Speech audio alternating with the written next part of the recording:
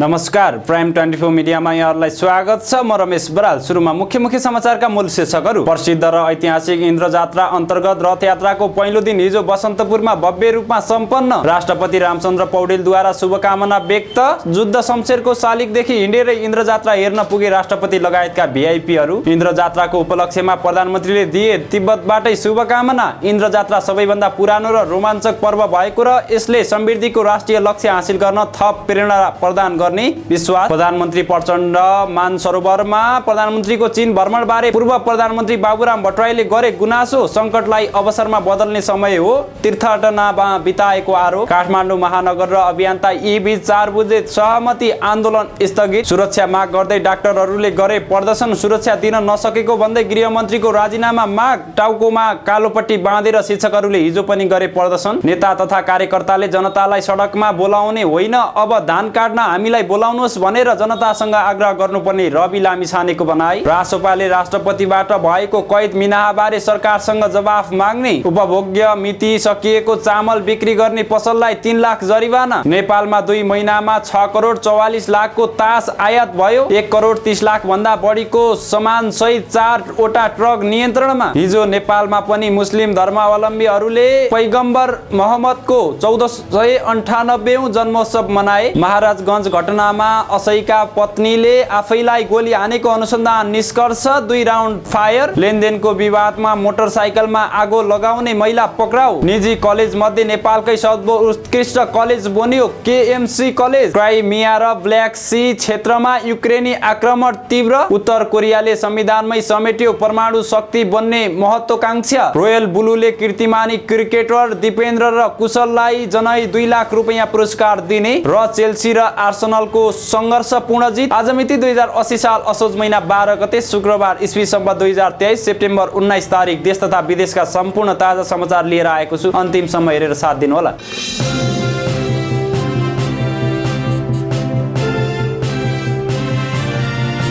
अब समाचार विस्तारमा। काठमाडौँमा 8 दिनसम्म मनाइने प्रसिद्ध एवं ऐतिहासिक इन्द्र जात्रा पर्वको मुख्य एवं कुमारी रथ यात्राको पहिलो दिन भव्यताका साथ सम्पन्न भएको छ। सोही अवसरमा राष्ट्रपति रामचन्द्र पौडेलले इन्द्र जात्रा अवलोकन गरेका थिए। सांस्कृतिक एवं ऐतिहासिक पर्व इन्द्र जात्राका अवसरमा राष्ट्रपति पौडेलले जुद्ध शालिगदेखि पैदल हनुमान ढोका दरबार क्षेत्र स्थित गद्दी बैठक गई जात्रा अवलोकन गरेको उनका प्रेस सल्लाहकार किरण पोखरेलले जानकारी दिएका छन्। त्यस्तै हिजो राष्ट्रपति रामचन्द्र पौडेल सहित भिआइपीहरू पनि न्यू रोडबाटै हिँडेर इन्द्र जात्रा हेर्न पुगेका छन्। जुद्ध शमशेरको शालिगदेखि उनीहरू बसन्तपुरसम्म हिँडेर गएका छन्। सभामुख देवराज घिमिरे, राष्ट्रिय सभा अध्यक्ष गणेश प्रसाद तिमिल सिन्हा, प्रधान न्यायाधीश विशम्बर प्रसाद श्रेष्ठ लगायत इन्द्र जात्रा हेर्न पुगेका हुन्। उनीहरूलाई काठमाडौँ महानगरपालिकाकी उपमेयर सुनेता डङ्गोलले स्वागत गरेकी थिइन्। इन्द्र जात्रा अवलोकन गर्न राष्ट्र अध्यक्ष जुद्ध शालिगबाट पैदल गएको यो पहिलो पटक हो। यस अघिका राष्ट्रपति र राजा गद्दी बैठक अघिसम्म नै गाडीमा जाने गरेका थिए। जात्राका अवसरमा राष्ट्रपति पौडेलले श्री गणेश, श्री भैरव र श्री कुमारीको रथमा दक्षिणा चढाई यात्रा गराउने अनुमति दिएका थिए। यसपछि श्री गणेश, श्री भैरव र श्री कुमारीको रथ यात्रा गरिएको थियो। भाद्र शुक्ल द्वादशीका दिन मंगलबार बिहान हनुमान ढोका दरबार क्षेत्रमा इन्द्र ध्वजारोहण गरी सुरु भएको इन्द्र जात्राको आज मुख्य दिन हो। हिजो तल्लो टोलमा रथ यात्रा चलाइएको थियो भने आज रथ यात्राको दोस्रो दिन माथिल्लो टोलमा रथ यात्रा चलाइनेछ। त्यस्तै रथ यात्राको अन्तिम दिन मध्य टोलमा असोज 15 गते महिलाले मात्र रथ तानी नानीचा यात्रा गरी बेलुकी राष्ट्रपति पौडेल हनुमान ढोका दरबार गई कुमारीबाट टीका एवं प्रसाद ग्रहण गरेर राष्ट्र अध्यक्षले कुमारीसँग खड्ग साट्ने परम्परा समेत रहेको छ। यसै दिन राति 8:37 मा इन्द्रध्वज पातन गरेपछि 2 हप्ता भन्दा लामो इन्द्र जात्रा समाप्त हुन्छ। पातन गरेपछि इन्द्र जात्राको लिङ्गोलाई टेकु दोबान स्थित बागमती किनारामा सेलाइन्छ। लिङ्गो सेलाउन घिसारेर लैजाने परम्परा छ। वर्षा र सहकालका देवताका रूपमा पुजिने इन्द्रको आज विधिपूर्वक पूजा आजा पनि गरिएको थियो। जात्राका अवसरमा लाखे नाच, 10 अवतार नाच लगायतका महाकाली नाच, रामचन्द्र नाच, पुलुकिसी नाच लगायत सांस्कृतिक झाँक्री नाचगान हुने गर्छ। यस पर्वका अवसरमा काठमाडौँ उपत्यकामा सार्वजनिक बिदा दिने गरिएको छ। त्यस्तै राष्ट्रपति रामचन्द्र पौडेलले शताब्दीौंदेखि प्रचलनमा रहेको कुमारी इन्द्र जात्रा जस्ता मौलिक पर्वले नेपाली प्राचीन सभ्यता अनि संस्कृतिको जगेर्ना गर्न थप मद्दत पुग्ने विश्वास लिएका छन्। कुमारी इन्द्र जात्रा पर्व 2080 का अवसरमा स्वदेश तथा विदेशमा रहेका सम्पूर्ण नेपाली दिदीबहिनी तथा दाजुभाइहरूमा सुख शान्ति एवं समृद्धिका लागि हार्दिक शुभकामना व्यक्त गर्दै उनले कुमारी जात्रा पर्वमा वर्षा र सहकालका देवताका देवराज इन्द्रको पूजा अर्चना गर्ने जीवित देवी कुमारी गणेश र भैरवको रथ यात्रा गरी धुमधामका साथ मनाउने परम्परा रहिआएको उल्लेख गरेका छन्। प्रधानमन्त्री पुष्पकमल दाहाल प्रचण्डले नेपालका ऐतिहासिक एवं सांस्कृतिक पर्व मध्ये इन्द्र जात्रा सबैभन्दा पुरानो र रोमाञ्चक पर्व रहेको बताएका छन्। इन्द्र जात्राको अवसरमा उनले आज शुभकामना दिँदै यस्तो बताएका हुन्। मुख्यतः काठमाडौँ उपत्यका सहित अन्य विविध स्थानमा मनाइने इन्द्र जात्रा पर्व परम्परा कालदेखि मनाउँदै आएको ऐतिहासिक सांस्कृतिक पर्व हो। शुभकामना सन्देशमा उनले भनेका छन्, वर्षा र सहकालका इन्द्रको पूजा आराधना गरी परम्परागत रूपमा नेवारहरूले मनाउने यो जात्रा लिङ्गो ध्वजा स्थापना एवं विधि धार्मिक तथा सांस्कृतिक कर्म सहित धुमधाम पूर्वक मनाइन्छ। नेपालका ऐतिहासिक एवं सांस्कृतिक पर्वहरू मध्ये यो पर्व सबैभन्दा पुरानो एवं रोमाञ्चक पर्व समेत मानिन्छ। प्रधानमन्त्री प्रचण्डले हाम्रो विविधता प्रति गौरव सहित धार्मिक सहिष्णुता, राष्ट्रिय एकता, सामाजिक सद्भाव एवं भावनात्मक एकत्व थप सुदृढ गर्दै सामाजिक न्याय, सुशासन र समृद्धिको दिशामा दृढतापूर्वक अगाडि बढ्नु आजको राष्ट्रिय कार्यभार रहेको पनि बताएका छन्। इन्द्र जात्रा पर्वले संविधानको सुदृढीकरण, राष्ट्रिय एकता, सामाजिक सद्भाव, आपसी सन्तुलन कायम गर्दै समृद्धिको राष्ट्रिय लक्ष्य हासिल गर्न थप प्रेरणा प्रदान गर्ने उनले विश्वास लिएका छन्। संविधानको सुदृढीकरण, राष्ट्रिय एकता, सामाजिक सद्भाव, आपसी सन्तुलन कायम गर्दै समृद्धिको राष्ट्रिय लक्ष्य हासिल गर्न थप प्रेरणा मिल्ने विश्वास सहित इन्द्र जात्राको अवसरमा सम्पूर्ण नेपालीहरूमा फेरि एकपटक शुभकामना व्यक्त गर्दछु सन्देशमा भनिएको छ। वर्षा र सहकालका देवता देवराज इन्द्रको पूजा आराधना गरी आज परम्परागत रूपमा इन्द्र जात्रा पर्व मनाइँदैछ। प्रधानमन्त्री प्रचण्ड यति बेला चीन भ्रमणमा छन्। आज उनी कैलाश पर्वत र मानसरोवर जाँदैछन्। चीनको औपचारिक भ्रमणमा रहेका उनी बुधबार तिब्बतको लासा गएका थिए। त्यहीबाट इन्द्र जात्राको शुभकामना दिएका हुन्। प्रधानमन्त्री पुष्पकमल दाहाल प्रचण्ड धार्मिक स्थल मानसरोवरमा पुगेका छन्। चीनको स्वशासित क्षेत्र तिब्बतमा पर्ने कैलाश पर्वत र मानसरोवरको दर्शनका लागि बिहिबार दिउँसो प्रधानमन्त्री सहितको टोली पुगेको थियो। साताव्यापी चीन भ्रमणमा रहेका प्रधानमन्त्री प्रचण्ड बुधबार तिब्बतको राजधानी लासा पुगेका थिए। उनी शनिबार चीनको छेन्दुबाट काठमाडौँ फर्कने कार्यतालिका रहेको छ। तर यता पूर्व प्रधानमन्त्री तथा नेपाल समाजवादी पार्टीका अध्यक्ष डाक्टर बाबुराम भट्टराईले प्रधानमन्त्रीको चीन भ्रमण र भएको उपलब्धिप्रति असन्तुष्टि जनाएका छन्। डाक्टर भट्टराईले सामाजिक सञ्जाल मार्फत भनेका छन्, देश आन्तरिक रूपमा तीव्र संरचनात्मक आर्थिक सङ्कट र बाह्य रूपमा इतिहासमै कमजोर अन्तर्राष्ट्रिय हैसियतको अवस्थामा रहेको बेला दूरदर्शी नेतृत्वले सङ्कटलाई अवसरमा बदल्ने प्रयत्न गर्ने हो, न कि सधैँ अतिथि सत्कार र आफ्नै आसे पासेहरूको प्रशंसामा रमाएर बस्ने उनले थप भनेका छन्। नेपाल राज्यले इतिहासदेखि नै उत्तर र दक्षिणका दुई ठूला छिमेकीसँग छुट्टा छुट्टै रूपमा आफ्नो राष्ट्रिय हित अनुकूल सम्बन्ध राखेर लाभ लिँदै आइरहेको छ। अहिले 21औं शताब्दीमा चीन विश्वकै पहिलो अर्थतन्त्र र महाशक्ति बन्ने दिशातिर गइरहेको बेला हामीले उसँग निकट सम्बन्ध मार्फत मुख्य रूपमा तीव्र आर्थिक रूपान्तरणको महत्त्वपूर्ण सम्भावना अवसरको सदुपयोग गर्नुपर्ने हो। त्यस निम्ति उसले अघि सारेको BROI र GDI-लाई कसरी हाम्रो दीर्घकालीन राष्ट्रिय हितमा प्रयोग गर्ने भन्ने प्रमुखको भ्रमण केन्द्रित हुनुपर्थ्यो। कमसे कम परम्परागत हिमाली पर्खाललाई छेडेर दुई देशको अर्थतन्त्रलाई जोड्ने आधुनिक यातायात परिवहन पूर्वाधार छिटो निर्माण गर्न प्राथमिकता दिनुपर्ने थियो। तीर्थयाटन त हुँदै गर्थ्यो, भट्टराई थप लेख्छन्। सबैले लेखेर राखौं, सयौं वर्षदेखि अविकसित अल्पविकसित दुष्कर्ममा रहँदै आएको नेपालको तीव्र गतिको आर्थिक रूपान्तरण, 2 अङ्कको आर्थिक वृद्धि दर, 2 दशक निरन्तरको लक्ष्य, 2 ठूला छिमेकी अर्थतन्त्रको मूल्य श्रृङ्खलासँग तालमेल मिलाएर अघि नबढी सम्भवै छैन। इतिहासले मलाई गलत साबित गरेमा खुसी हुनेछु। काठमाडौँ महानगरपालिकाका र अभियन्ता यी बीच 4 बुँदे सहमति भएको छ। 149 घण्टा उभिएर प्रदर्शन गरिरहेका अभियन्ता यी र महानगरपालिका बीच बुधबार बेलुकी सहमति भएको हो। सहमति लगत्तै राति 9 बजेबाट यीले आन्दोलन स्थगित गरेका छन्। सडक व्यापारी प्रतिनिधिको रोबहरमा महानगरका तर्फबाट कार्यपालिका सदस्य चिनकाजी महर्जन र प्रमुख बालेन्द्र शाहको सचिवालयका धीरज जोशी तथा अभियानकर्ता यीले सहमति पत्रमा हस्ताक्षर गरेका छन्। सो 4 बुँदे सहमति पत्रको पहिलो बुँदामा फुटपाथ तथा सार्वजनिक स्थलमा व्यापार गर्ने विषयलाई सम्बोधन गर्ने, 119 घण्टादेखि राष्ट्रिय सभागृहको मूल गेटमा निरन्तर उभिएर प्रदर्शन गरिरहनु भएका अभियन्ताकर्ता यी र सहभागी साथीहरूको स्वास्थ्य लाभको कामना गर्दै सो प्रदर्शन आजैबाट स्थगित गर्ने, दोस्रोमा फुटपाथ तथा सार्वजनिक स्थलमा व्यापार गर्ने क्रममा जफत गरिएका सामानहरू महानगरपालिकाको स्टोरमा भएसम्म यकिन गरी सबैसँग सम्बन्धित सामानका धनीहरूलाई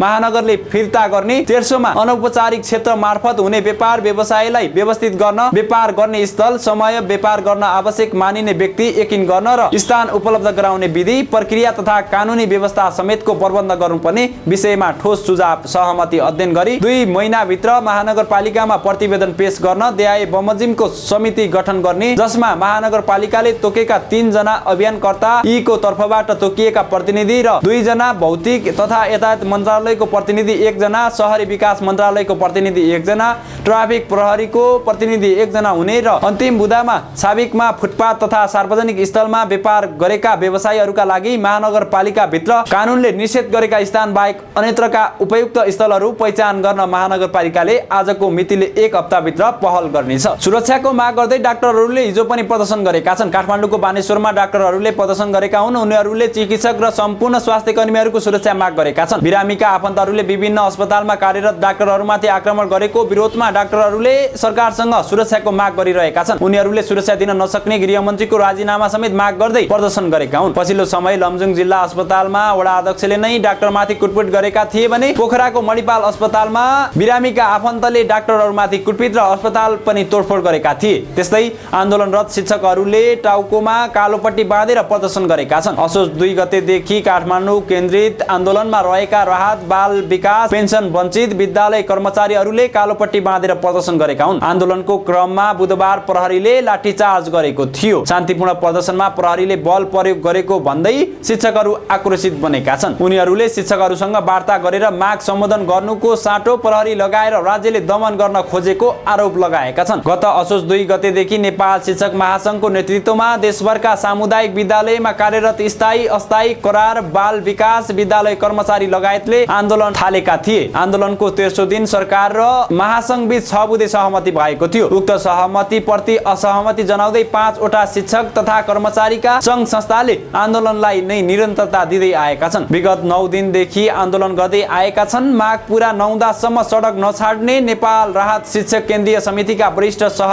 अध्यक्ष नवीन सिंह धामीले बताएका छन्। आधा भन्दा बढी शिक्षकहरू विस्थापित हुने गरी गर्न लागि सम्झौतामा आफूहरूको विमति रहेको बताएका छन्। राष्ट्रिय स्वतन्त्र पार्टी रासोपाका सभापति रवि लामिछानेले जनताका ससाना समस्या तथा मुद्दामा राहत दिलाउनु राजनीतिक दलको कर्तव्य भएको बताएका छन्। काभ्रे प्लान्चोकको बनेपामा हिजो आयोजित पार्टीको नगर विस्तार भेलालाई सम्बोधन गर्दै उनले जनताका मुद्दामा केन्द्रित भएर आफूहरू अघि बढेको जिकिर पनि गरेका छन्। हामी जनताका ससाना मुद्दामा ध्यान दिन्छौँ, उहाँहरूका काममा साथ दिन चाहन्छौँ। चिनीको मूल्य घटाउने तर्फ पनि अब सम्बन्धित ठाउँमा पुग्नेछौँ, सडक तताउँदैछौँ। पूर्व गृहमन्त्री समेत रहेका लामिछानेले भने उनले आफ्ना नेता तथा कार्यकर्ताले जनतालाई सडकमा आउँ भन्ने होइन, अब धान काट्न बोलाउनुहोस् भनेर जनतासँग आग्रह गर्नुपर्नेमा जोड दिएका छन्। सभापति लामिछानेले भने अब 15 दिन पार्टीको गतिविधि नगरे र भए पनि जनताकोमा गएर धान काट्नुहोस्। उनले फरक प्रसङ्गमा व्यतिथिमा थिति बसाल्ने पार्टीलाई जनताले मन पराउनेमा जोड दिएका छन्। हामी भइरहेको व्यवस्थालाई परिवर्तन गरी अवस्था बदल्न हिँडेका हौँ। अब निर्वाचन र भूमिगत बन्नुपर्ने अवस्था छैन। जनता पनि दुखी बन्नु पर्दैन। उहाँहरूले व्यतिथिमा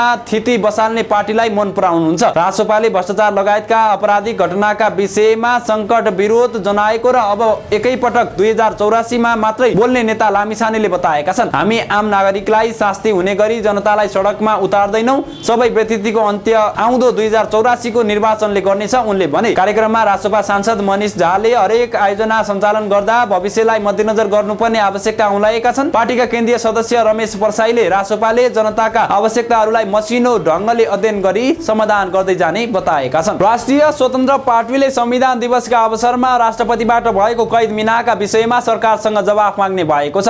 बुधबार पार्टी केन्द्रीय कार्यालय बालाजुमा बसेको केन्द्रीय समिति र संसदीय दलको बैठकले कानुनी व्यवस्थाको गलत व्याख्या गरेर राष्ट्रपतिबाट कैद मिना भएको भन्दै सरकारसँग जवाफ माग्ने निर्णय गरेको। महामन्त्री मुकुल ढकालका अनुसार नेपाल सरकारको सिफारिसमा राष्ट्रपतिले कारागारमा बस्दा आचरण सुध्रिएका 50% कैदी सजाय भोगेका र ज्येष्ठ नागरिकको बाँकी कैद मिना गर्ने कानुनी व्यवस्था रहे पनि विशेष अवसरमा कैद मिना गर्न सकिने कानुनी प्रावधानको गलत प्रयोग भइरहेको बताएका छन्। विशेष अवसरमा कैद मिना गर्न सकिने कानुनी प्रावधानको गलत प्रयोग गरी विगतदेखि नै भइरहेको छ।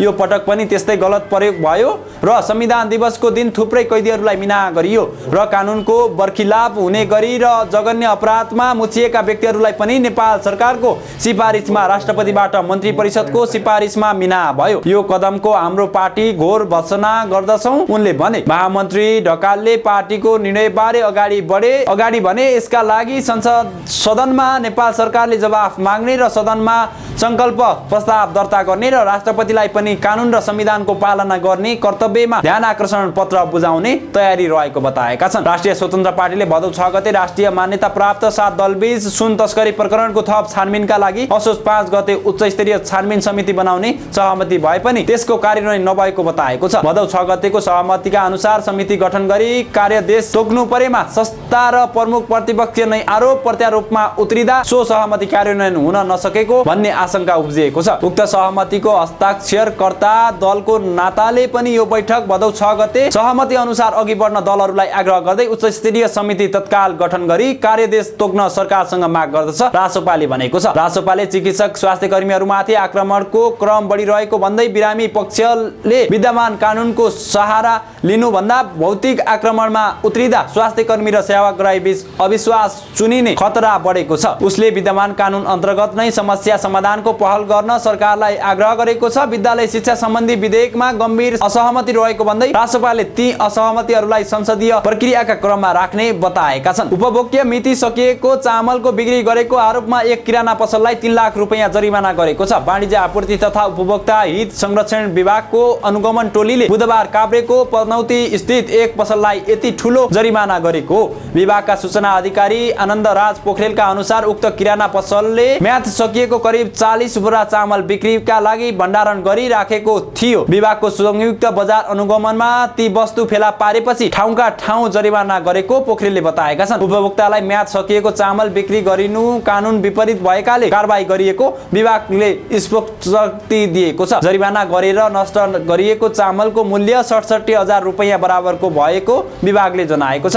बुधबार विभागले बजारमा 33 वटा अनुगमन गर्दा 10 वटा फर्मलाई नगदै जरिमाना गरेको थियो। चालु आर्थिक वर्ष 2080-81 को 2 महिनाको अवधिमा 6 करोड 44 लाख रुपैयाँ बराबरको तास भित्रिएको छ। भन्सार विभागको तथ्याङ्क अनुसार चालु आर्थिक वर्षको साउन र भदौ महिनामा 6.5 करोड रुपैयाँ बराबरको तास आयात भएको। यस अवधिमा चीन र भारतबाट धेरै आयात भएको देखिएको छ। चीनबाट 6 करोड 1 लाख रुपैयाँ बराबरको तास आयात हुँदा भारतबाट 43 लाख 62 हजार रुपैयाँ बराबरको तास आयात भएको छ। गत आर्थिक वर्षको 2 महिनाको अवधिमा 1 करोड 3 लाख 32 हजार रुपैयाँको तास आयात भएको थियो। सरकारले गत आर्थिक वर्षमा विदेशी मुद्राको सञ्चिति जोगाउने लक्ष्यसहित तास लगायतमा वस्तुमा आयातमा प्रतिबन्ध लगाएको थियो। नेपाल राष्ट्र बैंकको एलसी नखोल्ने सर्कुलर जारी गरेको थियो भने सरकारले आयात गर्न प्रतिबन्ध वस्तुको सूचीमा तासलाई राखेको थियो। सोही कारण गत वर्ष जम्मा 1 करोडको आयात भएको हो, जबकि चालु आर्थिक वर्षमा 5 करोड भन्दा बढी आयात बढेको तथ्याङ्कले देखाएको छ। प्रहरीले 12बाट 1 करोड 30 लाख भन्दा बढीको अवैध सामान सहित 4 वटा ट्रक नियन्त्रणमा लिएको छ। बिहीबार बिहान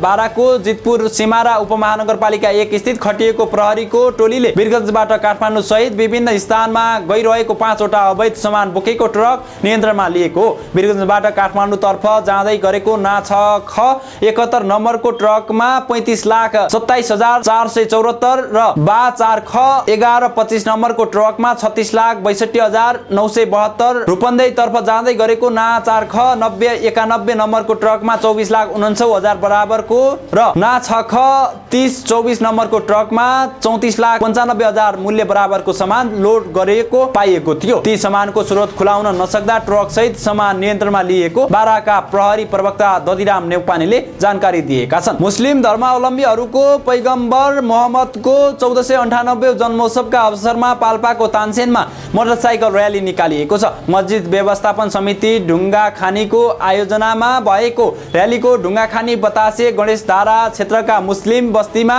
पुगेर जन्मोत्सवका बारेमा जानकारी दिएको छ।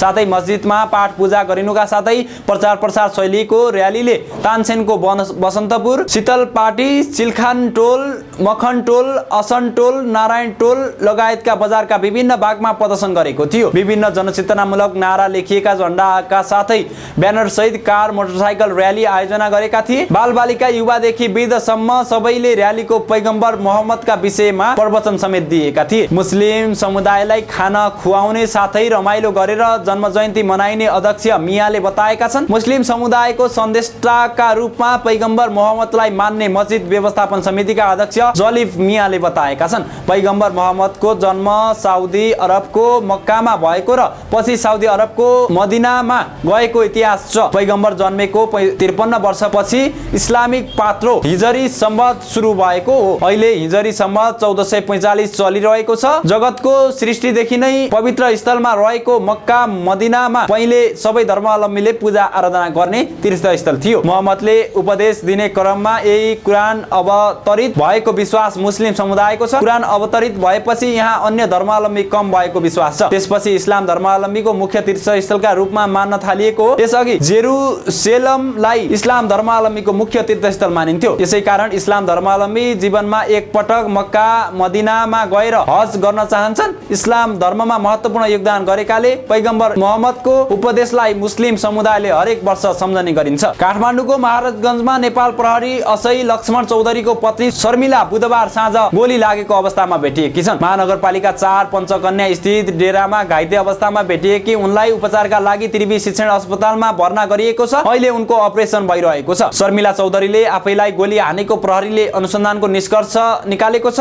प्रहरी सहायक निरीक्षक चौधरीले बोक्ने पिस्तोलबाट 2 राउन्ड फायर भएको अनुसन्धानबाट थाहा भएको छ। शर्मिलाको कोखमा 1 राउन्ड गोली लागेको जिल्ला प्रहरी परिसर काठमाडौँका डीएसपी कुमोद ढुङ्गेलले प्राइम 24 लाई बताएका छन्। 1 राउन्ड गोली भुइँमा फायर भएको भेटिएको छ। बुधबार साँझ 6 बजे डेराबाट निस्केर लक्ष्मण साथी कहाँ गएका थिए। 8:30 बजेतिर शर्मिलाले पतिले बोक्ने पिस्तोल चलाएको अनुसन्धानमा संलग्न 1 जना अधिकृतले प्राइम 24 लाई बताएका छन्। ती अधिकृत भन्छन् ढोकाको चुकुल भित्रबाट लगाएको देखिन्छ। उनीसँग डेरामा 7 वर्षीय छोरी थिइन्। लक्ष्मण चौधरी पूर्व आईजीपी ध्रुव बहादुर प्रधानको व्यक्तिगत सुरक्षा अधिकृत पीएसओ हुन्। लक्ष्मण र शर्मिलाको बीचमा मनमुटाव हुने गरेको अनुसन्धानमा संलग्न अधिकारीले बताएका छन्। विवादकै कारण शर्मिलाले आफैलाई गोली प्रहार गरेको बताइएको छ। केही समय यता दाङमा अपराधिक घटनाक्रम बढिरहेको देखिन्छ। सोही क्रममा हिजो पनि मोटरसाइकलमा आगो लगाएको आरोपमा 1 महिला पक्राउ परेकी छन्। घोरै उपमहानगरपालिका वडा नम्बर 10 सौडे कुलाकी 32 वर्षीय मीना चौधरीलाई घोरैका विराज चौधरीको रा 2 प 1593 नम्बरको मोटरसाइकलमा आगो लगाएको आरोपमा पक्राउ गरिएको जिल्ला प्रहरी प्रवक्ता डीएसपी जनक बहादुर मल्लले जानकारी दिएका छन्। लेनदेनका विवादमा चौधरीले मोटरसाइकलमा आगो लगाएको बताइएको छ। आगो लगाएपछि प्रहरी र दमकलको सहयोगमा आगो नियन्त्रणमा लिए पनि मोटरसाइकल पूर्ण रूपमा जलेर नष्ट भएको छ। घटनाको विषयमा थप अनुसन्धान गरिरहेको प्रहरीले जनाएको छ। 2 दशक लामो शैक्षिक इतिहाससँगै केएमसी कलेजको उत्कृष्ट शिक्षाका लागि गर्विलो रेकर्ड बनाएको छ। गएको असोजमा केएमसीलाई सरकारले नेपालभरका निजी कलेज मध्ये सर्वोत्कृष्ट रूपमा पुरस्कृत गरेको थियो। वर्तमान युग अनुसारको शैक्षिक कार्यक्रम, सर्वाङ्गीण विकासका लागि अतिरिक्त क्रियाकलाप, विद्यार्थी मैत्री वातावरण, पर्याप्त शैक्षिक सामग्री एवं दक्ष र अनुभवी शिक्षक शिक्षिका नै यस कलेजको बलियो पक्ष हो। त्रिभुवन विश्वविद्यालयको सम्बन्धमा केएमसीले स्नातक र स्नातकोत्तर तहका शैक्षिक कार्यक्रमहरू सञ्चालन गरिरहेको छ। त्यस्तै स्नातकोत्तरमा एमबीएस र एमए कार्यक्रम सञ्चालित छ। बीएमा विद्यार्थीले अंग्रेजी, मनोविज्ञान र समाजशास्त्र जस्ता विषय पढ्न पाउँछन्। केएमसी को खास विशेषता भनेको अभ्यासमा आधारित शिक्षा हो। विद्यार्थीले पढेका कुरालाई व्यावहारिक अभ्यासबाट सिक्दा थप प्रभावकारी हुने कलेजका कार्यक्रम निर्देशक दीप बराल बताउँछन्। विद्यार्थीको रुचि के छ, क्षमता के छ, सोही अनुसार अतिरिक्त गतिविधिमा पनि उनीहरूलाई प्रेरित गरिरहेका छौं बराल भन्छन्। अब पालो अन्तर्राष्ट्रिय खबरको। युक्रेनी सेनाको स्पेशल अपरेसन फोर्सले गत शुक्रबार रुस अधीनस्थ क्राइमियाको सेवास्टोपोल स्थित 9 सैनिक अखडामा गरिएको क्षेपास्त्र आक्रमणमा मस्कोका 1 जना उच्च सैनिक कमान्डर सहित 33 अन्य अधिकारी मारिएको दाबी गरेको छ। यता रुसले भने युक्रेनले मारेको दाबी गरिएका ब्ल्याक सी जहाजी बेडाका कमान्डर भिक्टर सोकोलोभको भिडियो र तस्बिर जारी गर्दै अप्रत्यक्ष रूपमा युक्रेनी दाबी खारेज गरेको छ। रुसी रक्षा मन्त्रालयले जारी गरेको भिडियोमा सोकोलोभ रक्षा मन्त्री सेर्गेई सोयगु र अन्य उच्च सैन्य अधिकारीसँगको भिडियो कन्फरेन्सिङमा सहभागी रहेको देखिन्छ। सोकोलोभ मारिएको वा उनी जिउँदै रहेको कुराको स्वतन्त्र पुष्टि भने हुन सकेको छैन, अन्तर्राष्ट्रिय समाचार माध्यमले जनाएका छन्। रुसले युक्रेनको दक्षिणी क्षेत्र क्राइमियालाई सन् 2014 मा आफूलाई गाभेको घोषणा गरेको थियो। पछिल्ला दिनमा युक्रेनले ब्ल्याक सी र क्राइमिया क्षेत्रमा आक्रमणलाई तीव्रता दिएको छ। यसैबीच किएभले रुसले आक्रमणका लागि पठाएका 38 मध्ये 26 वटा ड्रोनलाई आकाशमै गोली हानेर खसालेको दाबी गरेको छ। उता रुसले पनि बेलगाडो र कुस्क क्षेत्रमा कम्तीमा 11 वटा युक्रेनी ड्रोन ध्वस्त पारेको दाबी गरेको छ। रुसले युक्रेनमाथि आक्रमण सुरु गरेको 1 वर्ष साता भन्दा बढी भइसकेको छ। युक्रेनको करिब 17.5% भूभागमा रुसको नियन्त्रण रहेको जनाइएको छ। युद्धका क्रममा दुवैतर्फ हजारौंको संख्यामा सैनिक मारिएका छन्। यस्तै हजारौंको संख्यामा युक्रेनी सर्वसाधारणले ज्यान गुमाएका छन् भने 60 लाख भन्दा बढी मानिस आन्तरिक तथा त्यतिकै संख्यामा शरणार्थीका रूपमा बाह्य देशमा विस्थापित भएका छन्। उत्तर कोरियाले परमाणु शक्ति बन्ने आफ्नो महत्वाकांक्षालाई संविधानमै समावेश गरेको छ। उत्तर कोरियाली संसदले यस सम्बन्धी संविधान संशोधन प्रस्ताव सम्बन्धले पारित गरेको त्यहाँको सरकारी सञ्चार माध्यम KCN ले जनाएको छ।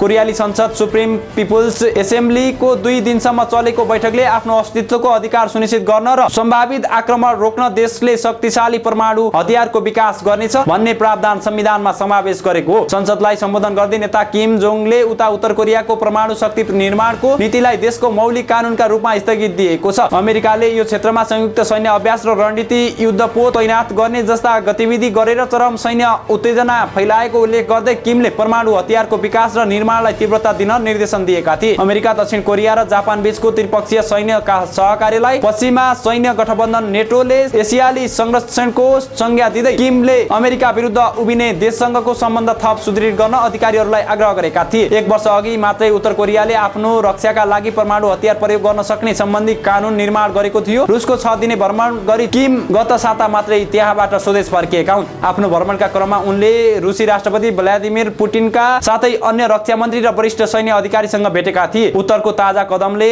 उसले 7औं परमाणु परीक्षण गर्न सक्ने सम्भावनालाई बढाउनुका साथै मस्कोसँग उसको सैन्य सहयोग अघि बढ्न सक्ने संकेत गरेको विश्लेषण गरिएको छ। हवस् त, आजका लागि सम्पूर्ण समाचार अन्त्यसँगै हामीलाई बिदा दिनुहोस्। दैनिक ताजा समाचार अपडेटका लागि हाम्रो यस YouTube च्यानललाई सब्स्क्राइब गर्न र सँगै रहेको बेल आइकनलाई थिच्नै पनि नभुल्नुहोला। यतिन्जेल हामीलाई हेरेर साथ दिनुभएकोमा यहाँहरूलाई धेरै धेरै धन्यवाद।